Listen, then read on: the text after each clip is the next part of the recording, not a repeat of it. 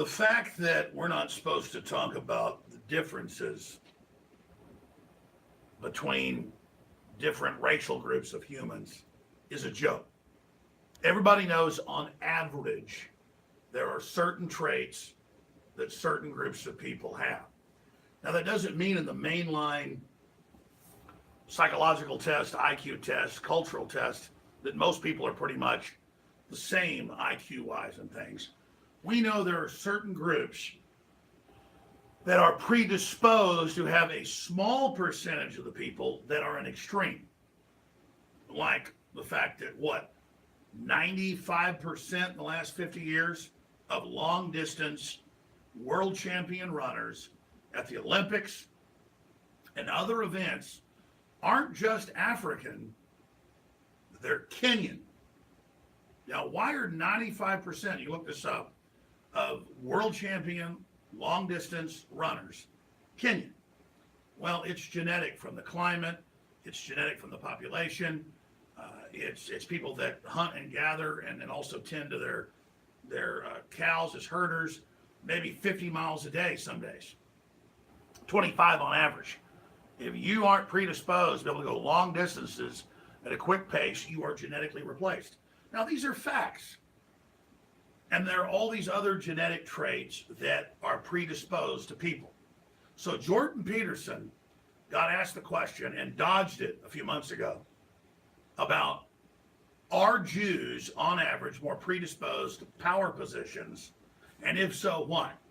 And he says in the video I'm about to play that he dodged the questions, he wasn't ready to address it. But then he wrote a paper dealing with it. I had it here just a second ago, but it doesn't matter, it's fine. He then wrote a paper responding to it.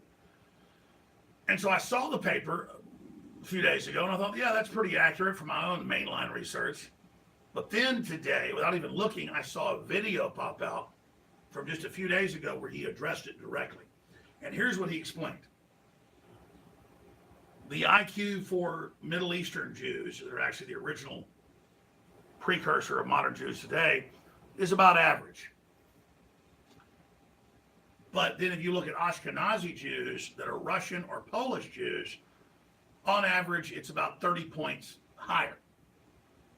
Now, he doesn't get into why those things are, but it's well known in genetic engineering, genetic research, why that is. There's a lot of different reasons, but it's hybrid vigor. He took a very intelligent population of folks that basically come from where Georgia is today, who become followers of Judaism. And then you mix that with basically a Russian population and then some Nordic populations. There's hybrid vigor that in flowers or in mammals or anything creates higher expression of fertility, versatility, intelligence in mammals, you name it. So he lays this out and it becomes some big controversy. He's saying, no, it's not a Jewish conspiracy. There are so many people in power that happen to be Jewish when they're like less than 1% of the world population, but probably a third of the people in power positions around the world, whether it's banking or academia or revolutions.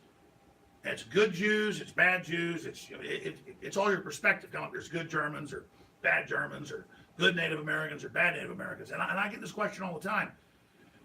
And I've always explained the basic situation with IQ, but also hybrid vigor, because these populations have inbred with other groups as they traveled around through Europe and through other areas of the world. So the fact that they're picking up the other genetics of other people in studies adds to the genetic vigor, the hybrid vigor. But also then you have an oppression that goes on to minority groups that want to keep their religious or cultural background. That makes them then act as a military or as a gang or as an organization. And then if you go back to the fact that Europe didn't allow usury 1,000 years ago, but allowed it for Jews to carry it out, that just meant charging interest on things. That amassed massive power already. And so basically that was passed on. So this is mainline history books. They don't want the public debating this or discussing it. It's taken out of context. It's this big third rail, this big taboo to discuss. But Peterson, I'll play the clip, then I'll give you my final take on it. But he does a pretty good job of going over these facts that, okay, Ashkenazi Jews have 20 to 30% higher IQs on average. You can argue IQ tests are skewed, whatever. But other genetic tests, other tests show about the same number. Maybe it's just paying attention. Maybe it's being competitive, whatever. But he explains that IQ is not associated directly with kindness or with other cultural IQs or music IQs or psychic IQs. I mean, there's so many different. IQ is just one test that's used to look at one type of intelligence. But if you expand on that, he then basically lays out that it's a tiny little percent of Jews that are Ashkenazi that have this super IQ. But because they've already got 20 to 30 points higher, in that little spectrum at the end, that tail end, it's massive. And so I'm not a victimology person. I don't sit there and say it's a conspiracy of one group of people. It's a conspiracy of lazy people, entitled people, bitching and complaining how somebody else had a leg up on them, and that's why they're successful and you're not. Sure, they're great Jews, they're genius Jews, they're corrupt Jews, they're criminals, they're the whole spectrum. But you sitting there and saying Jews inherently are evil and then they've now taken over shows that you've just given up. The truth is, Lenin was a Jew. The Bolshevik Revolution was the Jews that have been put down by the Tsar, financed out of London and New York, going back and taking over. But then they got killed and thrown out, and there was a whole anti-Jewish movement with Stalin. It's a complex issue. And you've got the whole neocons that were the Trotskyites kicked out into Mexico. And then they become the conservative movement to challenge Russia. But to just sit there and give all the power unto that, and then say there's this magical power like Gandalf or Harry Potter, they got a wand shoved up their rear end, is stupid. Because I've had a lot of Jewish friends, know a lot of Jews throughout life, and some are libertarians, some are Christians, a lot of them are Buddhist, some are neurotic, some are really cool, just like anybody else. I mean, Matt Drudge is Jewish. On. I mean, my ex-wife's half Jewish. So I guess it makes my kids part Jewish, whatever. My kids are really smart and cool. But you have to statistically look at that very small end of the super IQ, which means there's even more of that super IQ, even though it's just a few people at the end. And there's different super IQs for different things. But undoubtedly when it comes to finance, banking, leveraging money, how economies work, you see that in the Jews, you see it in the Chinese, you see it in the Japanese, you see it in a lot of powerful dominant cultures. And so there's a lot of mysticism around this, a lot of craziness. But the fact is there are certain traits associated with certain genetic types. And then you can get into so many other issues that extrapolate out from there. The ringworm children. And this is on Israeli television.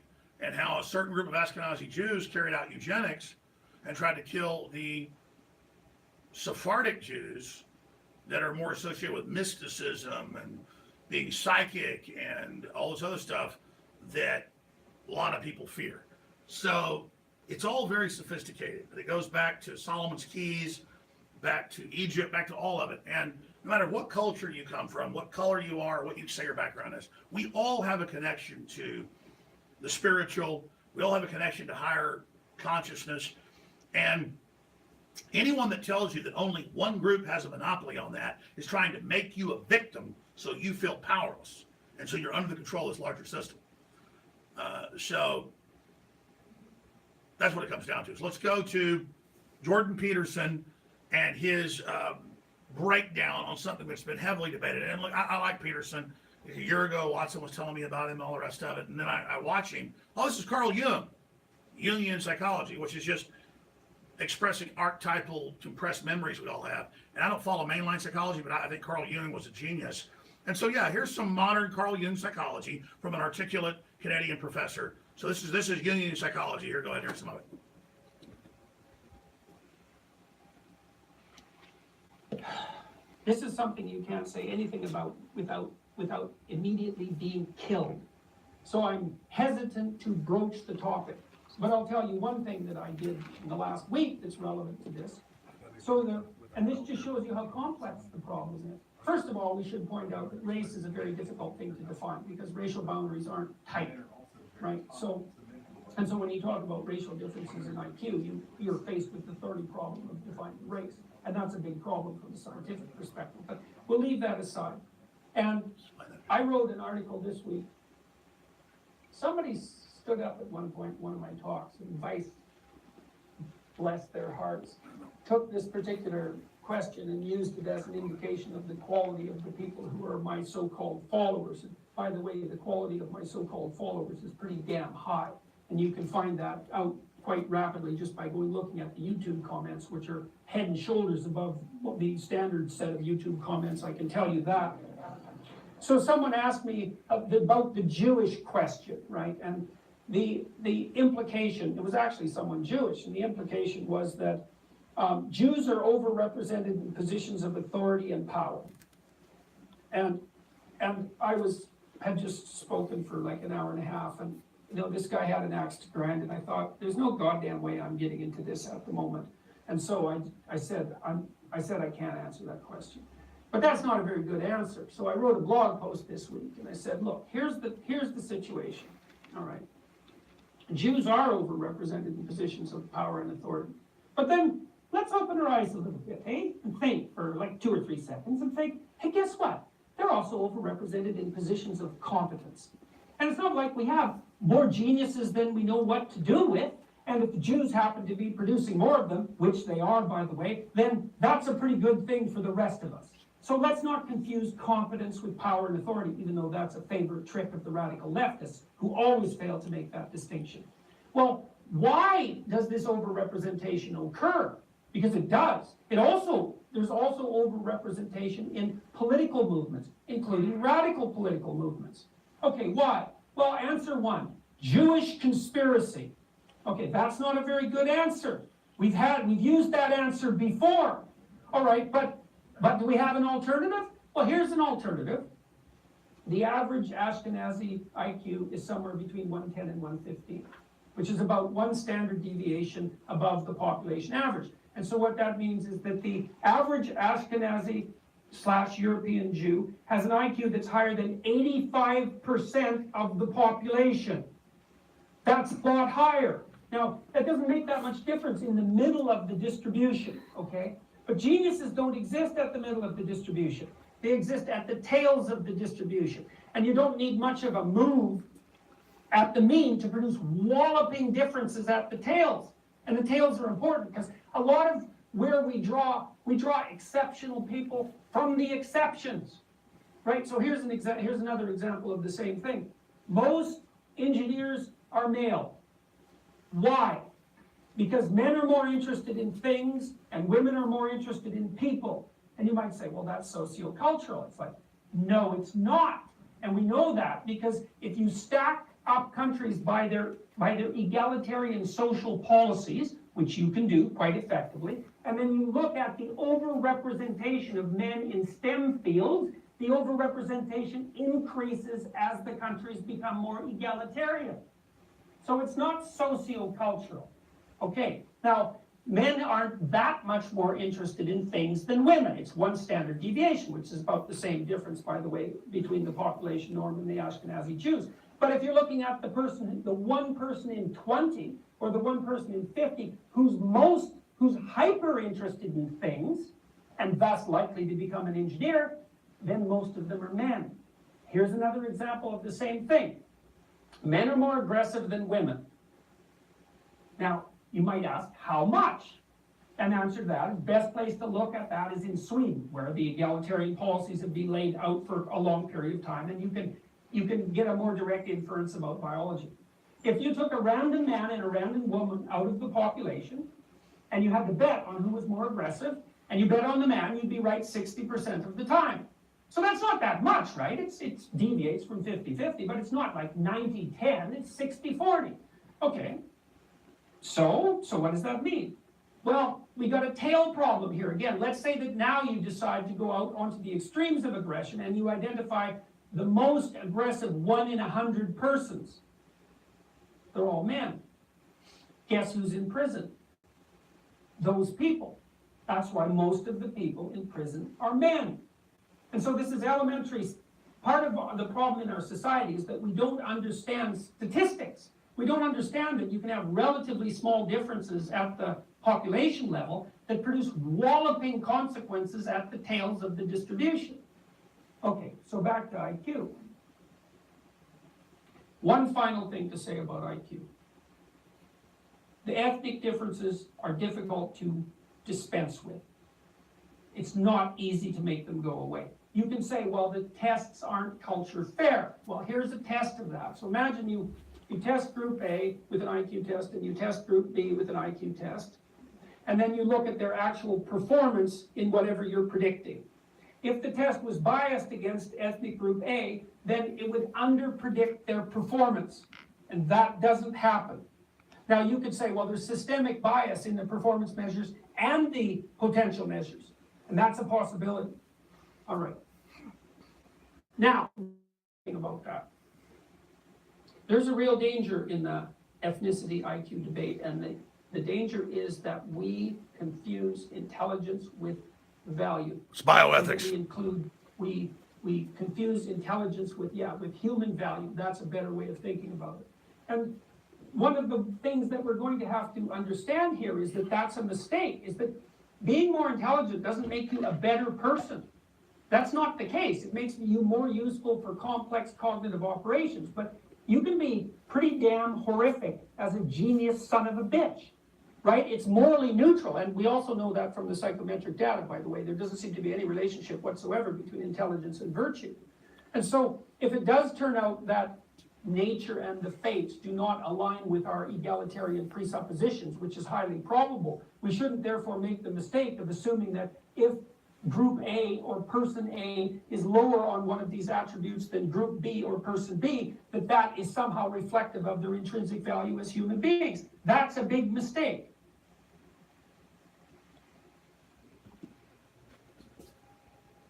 We're doing live feeds on YouTube, Facebook, and Twitter right now. Now let me give you the rest of the story now, because this is important. What Peterson just said, if you study mainline science, is fact. You can go through different groups of humans on the planet, and certain human groups have larger CC-sized brains. They have higher IQs. But if you look at the whole curve, whether it's Africans or whether it's people in Asia or whether it's Caucasians or subgroups of that, it's all generally the same area. It just means on one end of the super smart, there's more of those super smart people in that 1/10 of 1%. How many people out of 330 million folks in America could be in the NFL? A couple thousand? And who in the NFL is 80% of the players? Black Americans. And by the way, they're not Africans.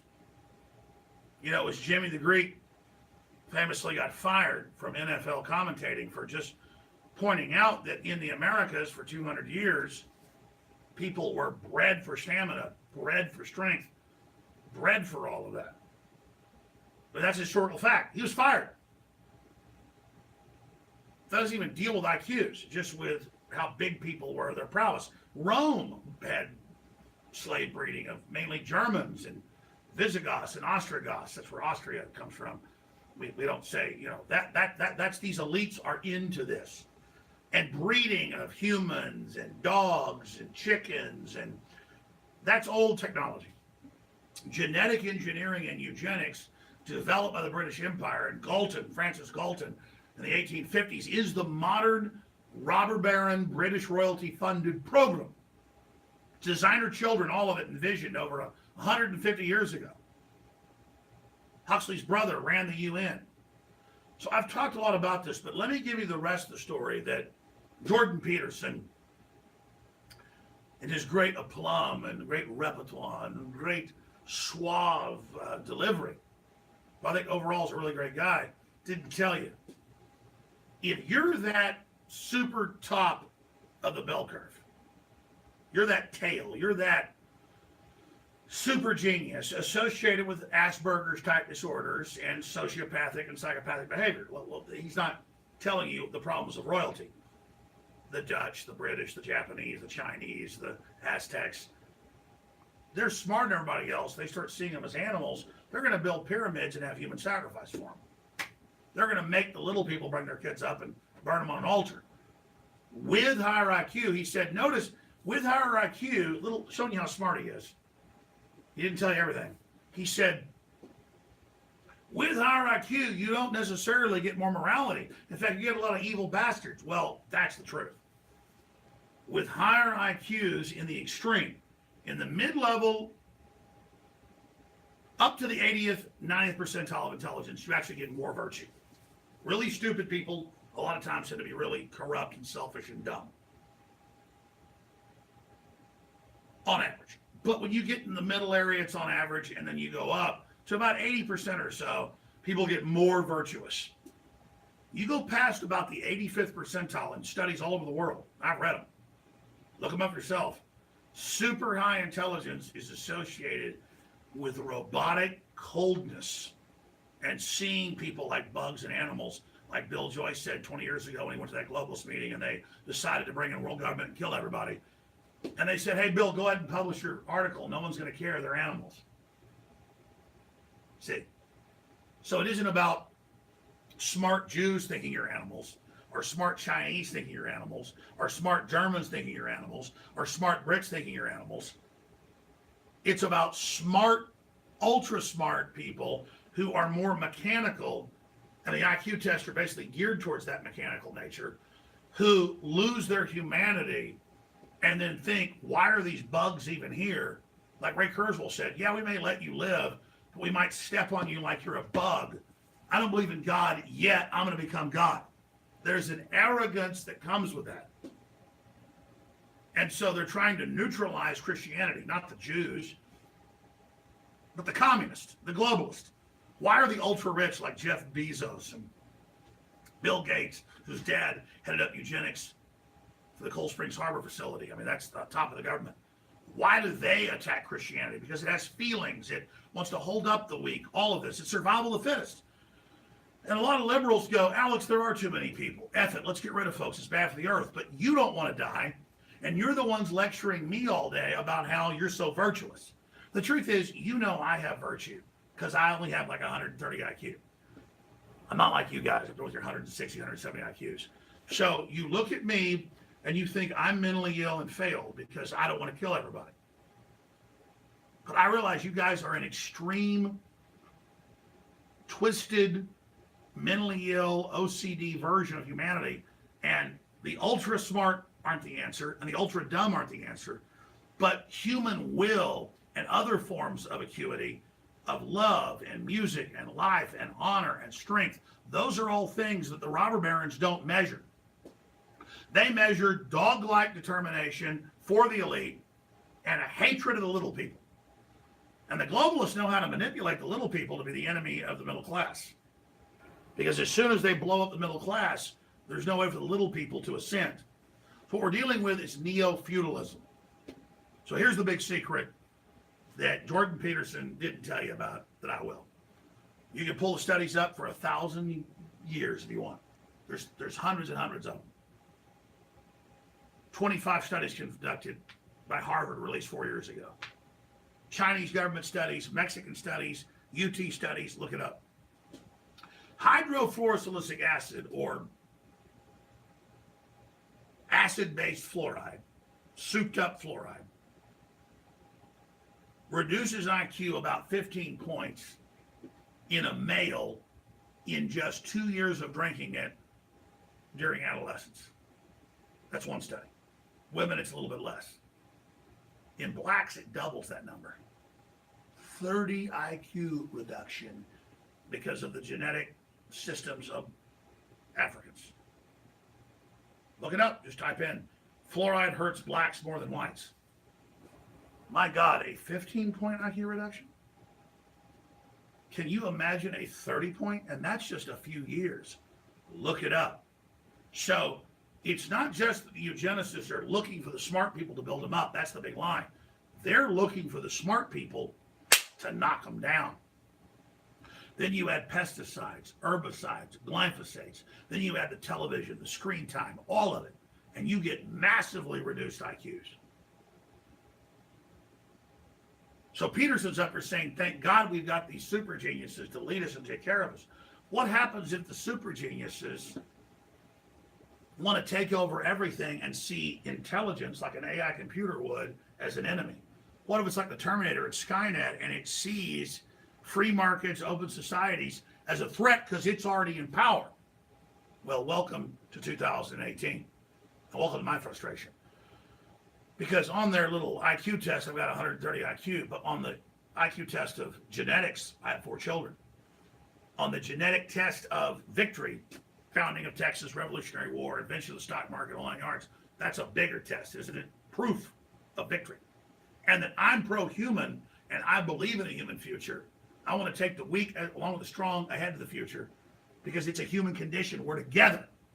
Doesn't mean if you attack me, I won't crush you. But that's what this is. We have IQ tests and all this designed for very insectoid, very reptilian, very cold-blooded people that just look at things about their own selves and not in a continuum. There's a balance to all of that.